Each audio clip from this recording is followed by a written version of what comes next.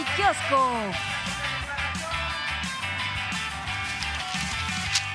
Aunque rápidamente quien sí se pronunció fue la gobernadora panista de Chihuahua, Maru Campos. Ella dijo, a ver, es que García Luna no era panista. O sea, sí era parte del gobierno federal, pero no panista. Entonces es una maroma, ¿no? O sea, se quieren deslindar.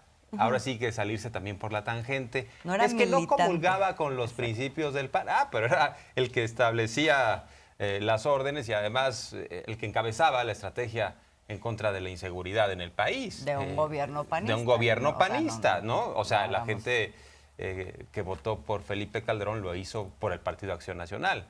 Entonces, que no nos quieran ahora tratar de... bueno, nos menosprecian, ¿no? Piensan que somos una bola de tontos, que nos chupamos el dedo y dicen, es que García Luna no era panista. Pues encabezó a la estrategia de un gobierno panista en funciones y además se alió con el crimen organizado. Ya no saben para dónde hacerse. Felipe Calderón está en la lona, ¿no? Ya incluso algunos de sus aliados lo andan sentenciando, algunos comunicadores, pero bueno, vamos a hablar de eso más adelante y vamos viendo las portadas. Felipe Calderón y Genaro García Luna en la lona, pero entonces hace todo una bola de nieve que arrastra, sin duda alguna, al PAN de cara a las elecciones del próximo año y entonces a todos sus aliados, porque recordemos, ahorita están todos agarrados de la mano. Y eso ha causado, aunque el PAN no ha salido a dar ninguna declaración, de verdad ha sido muy notorio como en el Congreso, en el Senado, por ejemplo, ayer que hubo una discusión, hay una sordera y una intención deliberada de no hablar sobre el tema. Por supuesto, Morena lo puso sobre la mesa, pero el PAN no habla de eso, desvía la atención a otras temáticas que son las que está promoviendo en su agenda, pero al interior del PAN sí empieza esto a causar ya una división. Aquí, por ejemplo, el Universal reporta el día de hoy, ven duro golpe al PAN por caso García Luna, y lo que dice es que exdirigentes nacionales del PAN, Gustavo Amadero, Germán Martínez, Damián Cepeda, reconocieron que la culpabilidad, pero esto es más en corto, ¿no? Porque no ha habido un pronunciamiento, que la culpabilidad de Genaro García Luna en Estados Unidos por delitos de narcotráfico sí puede afectar al blanquiazul de cara al proceso electoral, por lo que pidieron realizar una autocrítica, porque de lo contrario el partido perderá la confianza de los electores. Bueno, pues no es así como el hilo negro, ¿no? No sí, sé si, bueno, así como en futuro perderá, no lo sé. Que hay que destacar. Pero esto está pasando, es un fenómeno que está pasando y ayer se reflejó clarito en el Senado. Y Felipe Calderón les pide a los suyos, no se distraigan de lo importante, como si no fuera importante lo de García Luna, y quien se lo ha tomado en serio ha sido Marco Cortés, el dirigente del PAN, que no solo no se ha pronunciado como presidente de este partido, no solo no ha ofrecido disculpas, sino se puso a pintarse, ¿no? Como mapache azul y diciendo, vamos con la azulmanía, o sea, tratando de mirar hacia otro lado, que es francamente ridículo. Ahora les va a pasar las fotos para que pongamos a Marco Cortés, pero sí causa risa que de plano este nivel de cinismo sea tal. Pero la gente no es tonta, la gente está francamente pues buscando información del caso García Luna, e incluso pronunciándose. Es claro, ¿no?, que el debate lo ha ganado el presidente López Obrador. Es claro que lo que ha pasado con el caso de García Luna deja muy diezmada a la oposición, o sea, sin la posibilidad de presentar un proyecto medianamente decente. Y de cara a lo del domingo, por eso el presidente López Obrador también dice, están en su derecho, pero vean quiénes van a ir y qué consignas van a gritar. Seguramente García Luna no se toca, incluso habla de José Ramón Cosío, este exministro, a quien califica en esta mañanera como un corruptazo, quien va a ser uno de los oradores en esta concentración. Y Así a propósito de esto, pues los moneros también andan sí, las portadas esto, y los ¿no? moneros yo creo que reflejan muy bien lo que es una disputa en este momento de relatos, ¿no? O sea, quien está retomando el caso de Genaro García Luna con todas sus implicaciones, que las tiene, y quienes entonces han preferido mejor voltear a ver, nutriendo esta agenda de cara a la marcha del domingo con todo lo de la aprobación del Plan B, que por cierto ayer se termina, digamos, su ciclo en ambas cámaras. En el Senado finalmente se quita este adendum que habían puesto sobre la cláusula de la vida eterna de los partidos, que ya era la única parte que faltaba, pero de todas maneras en el Senado se dio toda la discusión otra vez del Plan B. Esa es la agenda que está impulsando la oposición y particularmente el PAN, y eso se refleja en las portadas del día de hoy. Si uno ve, por ejemplo, Reforma, que además Reforma, como siempre, va un pasito más allá,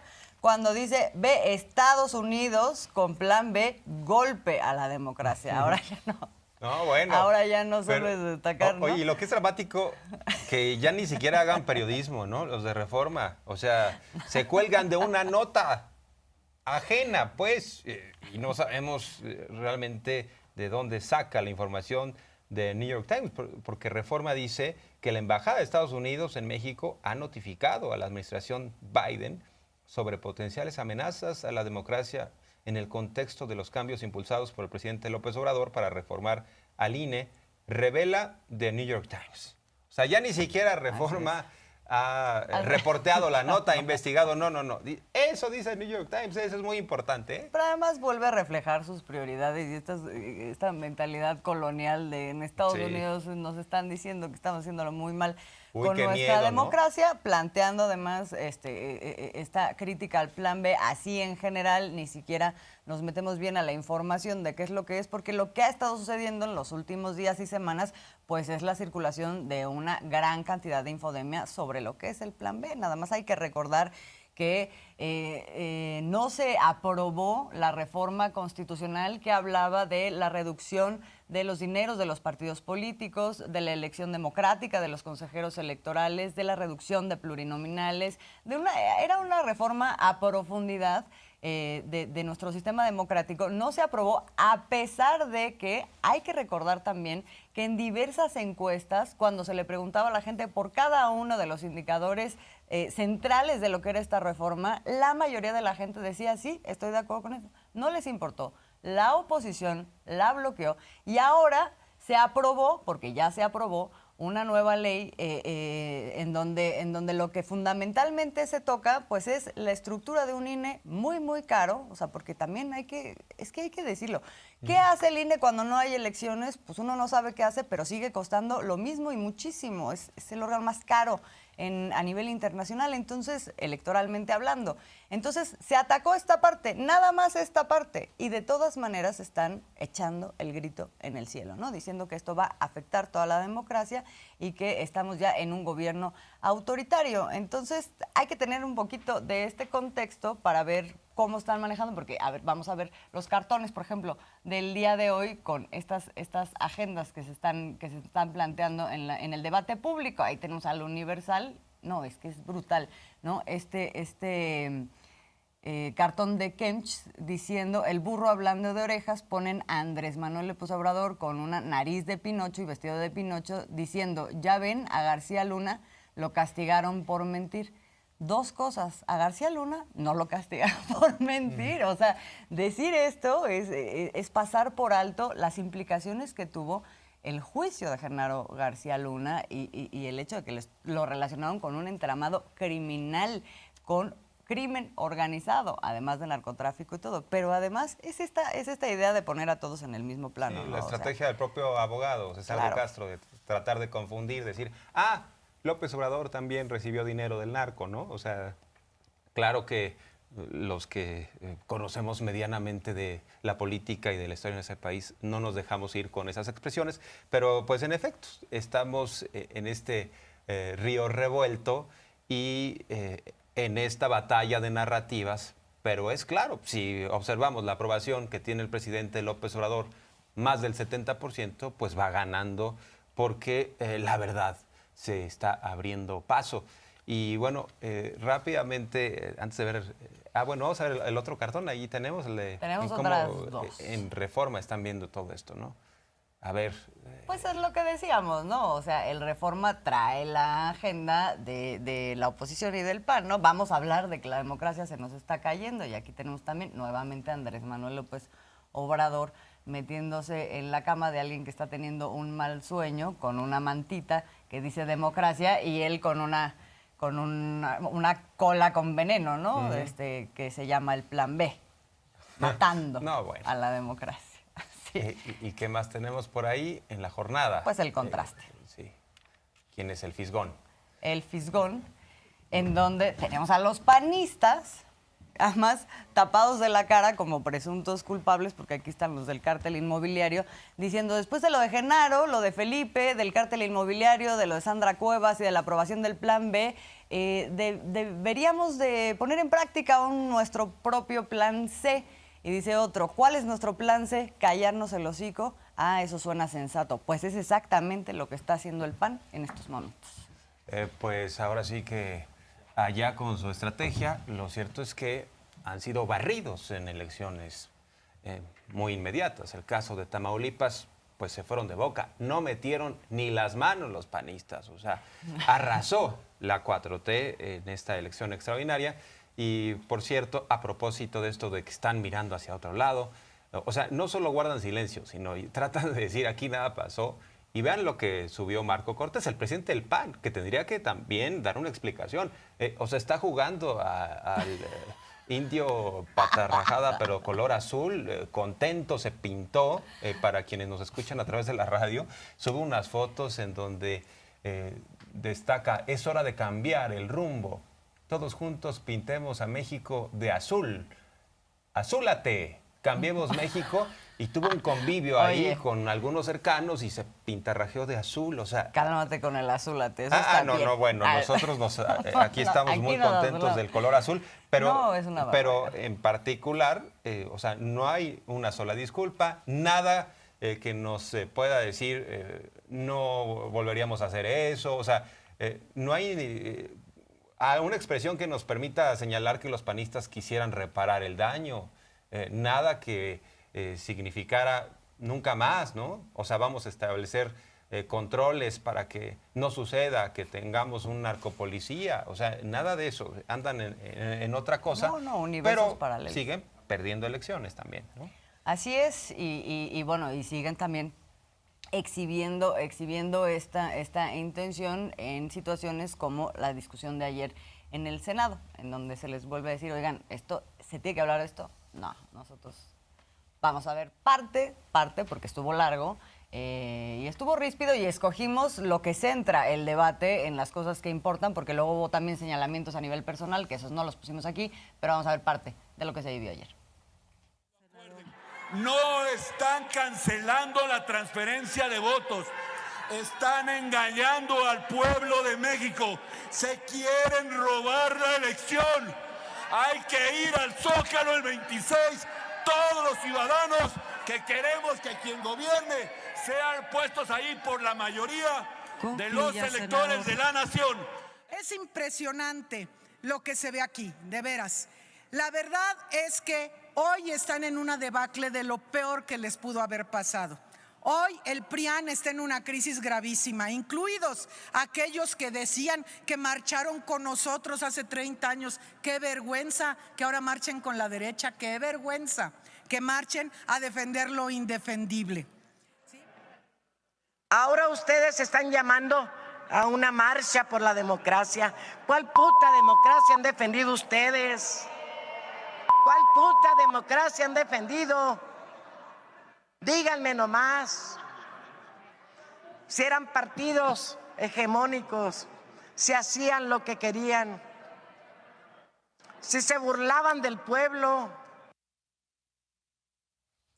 La decadencia, eso es lo que destacó de la declaración de ayer, por ejemplo, la jornada, ¿no? Es la decadencia del viejo régimen, todo esto que se ha venido discutiendo alrededor de García Luna, que es la jornada, uno de los pocos periódicos que ahorita destacan lo importante. Incluso hablan de la nota, porque es que es nota el hecho de que el blanqueazul apuesta al silencio ante el escándalo, que es lo que un poco estamos viendo. Sí, la senadora Lili Telles, por ejemplo, diciendo, ay, el plan B significa que no quieren democracia, que se quieren robar la elección en 2024. O sea, están tratando de generar un clima, ¿no?, de terror, de adversidad. Claro, muy a tono a la marcha del próximo domingo, pero no dan esta explicación que le deben al pueblo de México, porque no es un asunto menor. Ya el hecho de que se haya encontrado culpable a Genaro García Luna, quien pues fue un funcionario transeccional que estuvo durante todo el periodo de Acción Nacional en supuesto combate a la inseguridad. Entonces, que opten por el silencio también nos dice mucho del desprecio que le tienen a la gente. Así es. Porque nada más se trata de hacer campaña, de decir, nosotros somos muy buenos, tenemos la ruta para salvar a México, pero ¿salvar a México de quién? En todo caso, México se salvó en el 2018 y es un planteamiento que ha hecho el propio presidente López Obrador y recuerda cómo pues incluso se permitió que con lo que había pudiera renacer este país. Algunos decían, no va a alcanzar para las pensiones, bajo este clima, esta narrativa hemos estado de que hay dictadura, que los recursos públicos jamás se han invertido, ¿no?, en beneficio de la sociedad, cuando hoy tenemos pensiones para los adultos mayores, hoy tenemos los programas del bienestar que están vigentes. Vamos a escuchar, entre otras cosas, parte de lo que dijo el presidente López Obrador, ¿no?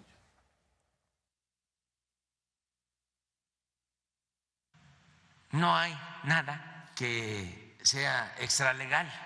Eso es lo que debe de prevalecer siempre, que no existía. Porque antes, siempre lo he estado diciendo, se respetaba la Constitución en la forma, pero se violaba en el fondo. Cuando la Suprema Corte se oponía a una decisión del presidente. Y esto pues nos debe de llenar de orgullo, porque hay un verdadero Estado de Derecho. Pero pues suele olvidarse todo esto y quieren confundir y manipular a la gente. Agarran esto como bandera, lo he venido diciendo, ¿no? Que creo que hace dos grandes señalamientos el día de hoy el presidente. Uno, lo que tiene que ver con toda esta simulación de que se está hablando de democracia frente a un escenario autoritario, y el presidente dice, lo que está pasando ahora está siguiendo exactamente las líneas de pues lo que es un Estado de derecho democrático donde hay división de poderes. Entonces esto se aprueba en el Congreso y luego pues ya se metieron las acciones de inconstitucionalidad, va a acabar en la Suprema Corte de Justicia, una Suprema Corte de Justicia que por primera vez o de manera muy clara está teniendo de pronto diferencias con el Poder Ejecutivo, cosa que es lo que destaca el presidente, nunca se había visto y podríamos recordar episodios que ahorita lo vamos a hacer. Pero la otra parte habla justamente del silencio que se mantiene tanto por parte del PAN como por parte del presidente Felipe Calderón, en tanto una explicación clara de lo que nos importa saber, que es si sabía, no sabía, qué participación tuvo, y no de hacerse guaje, ¿no? Con esta además reivindicación de yo lo que hice estuvo bien y lo volvería a hacer. De esto también habló el presidente. No se pronuncian por lo de García Luna. Si acaso Calderón, y eso con un planteamiento ofensivo para las víctimas. Lo hice, ordené que se usara toda la fuerza del Estado y lo volvería a hacer. Al estilo de Díaz Ordaz, yo soy responsable. Bueno, ¿y los muertos y los desaparecidos? Era el uso de la fuerza, fuego. Y miren lo que ocasionaron. Y por el otro lado, dedicar toda la Secretaría de Seguridad Pública a proteger a un grupo de delincuentes a cambio de sobornos y no dar una explicación de cómo es que sostuvo tanto tiempo y lo convirtió en su mano derecha. Y si sabía o no sabía de lo que hacía García Luna, el papel de los embajadores de Estados Unidos en México, cuando asesinan en Morelos a un Beltrán Leiva, Arturo Beltrán Leiva, y que hacen todo un espectáculo, un montaje, y a la semana, allá en Paraíso, Tabasco, asesinan a toda una familia de uno de los marinos que participan en ese operativo. Y ojalá García Luna y su abogado ayuden para que García Luna hable, no solo porque le podrían reducir, sí, el tiempo que va a estar en la cárcel, sino por la salud pública. Bueno, si bien el PAN ha optado por el silencio, los que ya dieron un viraje de 180 grados son algunos comunicadores. En tercer grado le dieron con todo a Felipe Calderón. Riva Palacio, Sarmiento, Leo Zuckerman, el que decía, a mí no me cuadran las acusaciones contra García Luna, ya dijeron, el gran derrotado es Felipe Calderón. ¿Cómo es posible que no sabía? Y si no sabía era incompetencia, si sabía peor. Entonces está perdiendo los apoyos Felipe Calderón. Lamentablemente, pues solo algunas expresiones o algunas voces. O sea, es lógico que su hijo lo apoye, ¿no? Su hijo salió a escribir y puso un tuit en donde señala que su papá tuvo grandes tamaños para enfrentar a la delincuencia. Pues no, los tamaños, por no decir lo que él escribió, lo pusieron la tropa, no Felipe Calderón y García Luna, que estaban pactando con la delincuencia. Y a propósito de Felipe Calderón, el presidente recuerda, por ejemplo, el caso de ABC, cómo se metía de cuerpo entero para presionar a ministros, ¿no? Así es. Bueno, pues vamos a recordar el episodio en voz de Arturo Saldívar, del ministro presidente, que contó cómo era sistemáticamente presionado para dar una resolución en favor del grupo en el poder en ese momento. En un momento me dice el secretario, dice el presidente que no te apoyamos para esto.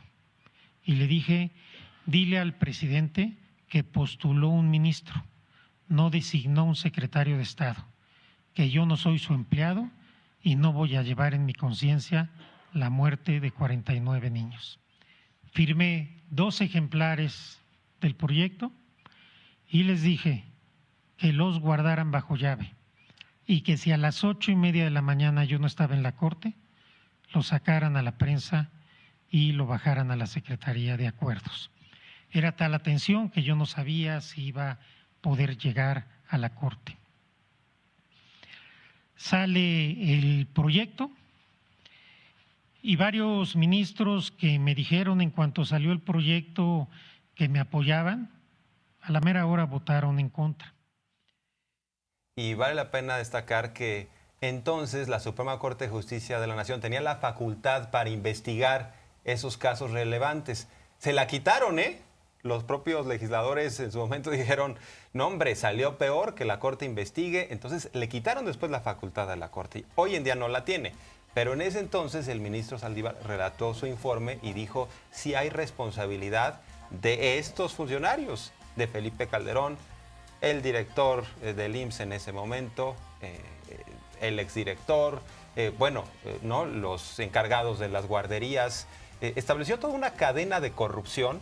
¿Y qué hizo el gobierno de Felipe Calderón? ¿No? Lo fueron a presionar y además lo dejaron solo, los otros ministros. Creo que nada más votó en favor de su proyecto Olga Sánchez Cordero, que era también ministra. Y los demás Exacto. votaron en favor de Calderón y los suyos. Así es, y entonces ya vemos el resultado de eso con el caso ABC.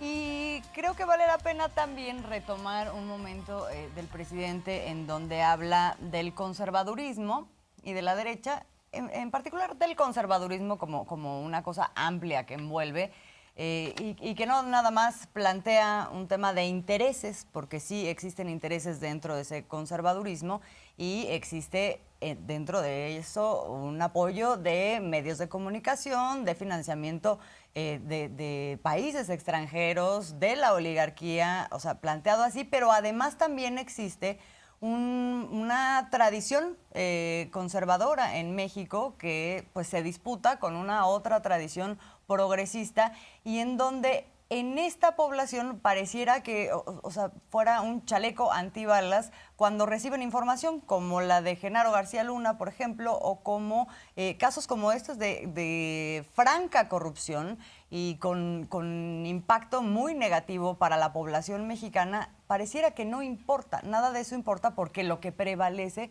es este conservadurismo introyectado. De eso habló hoy el presidente para establecer que no había que subestimar al conservadurismo, ¿no? O sea, y creo que hay que tomarlo en cuenta frente a esto que está sucediendo, en donde efectivamente muchos pueden analizar o podemos analizar, esto es devastador, esto que estamos viendo es devastador para Felipe Calderón, para el PAN, para la coalición opositora.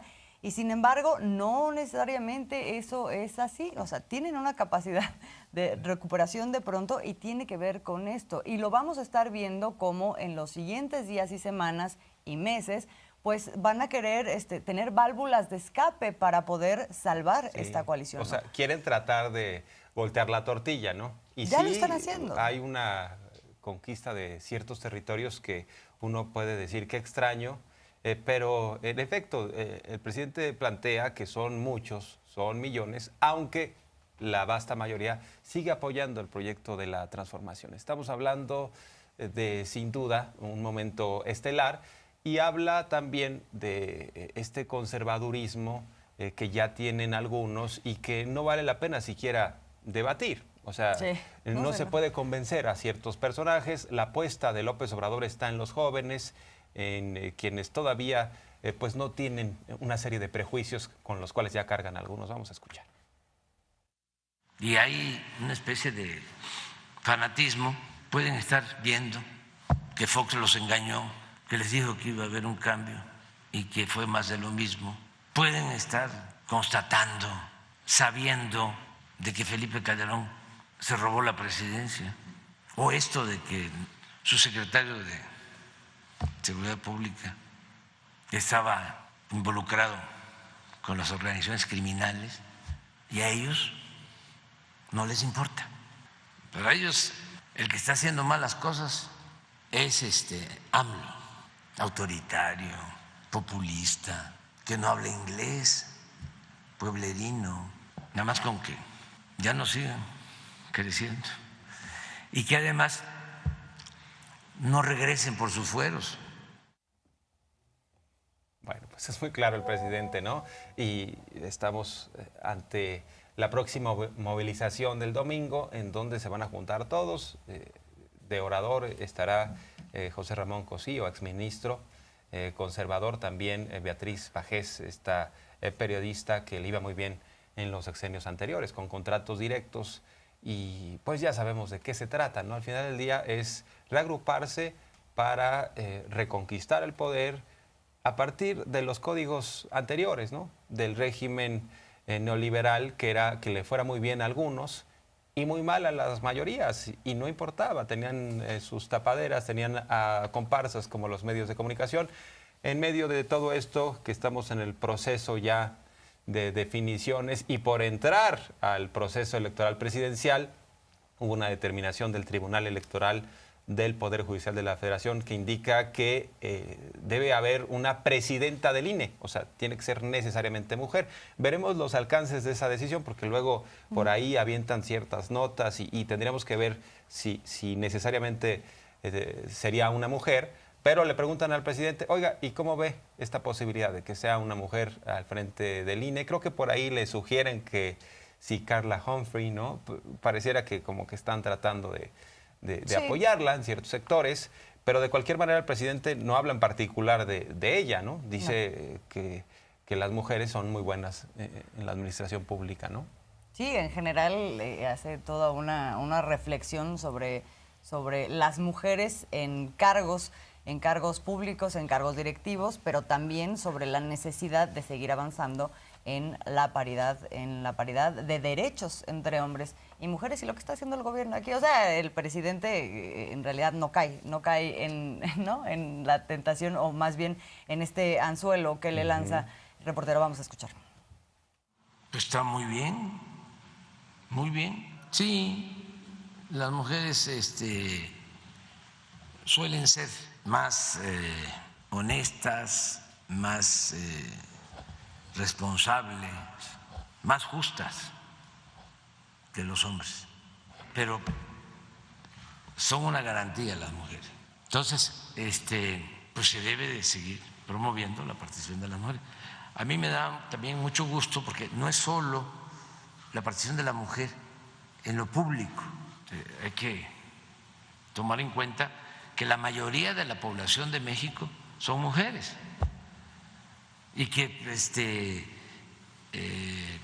hay que luchar por la igualdad de la mujer en el campo, en las fábricas, en la escuela, en todo. Además, para que se tenga una idea, este año, como nunca en la historia, se están destinando 600,000 millones de pesos a programas de bienestar para 25 millones de hogares.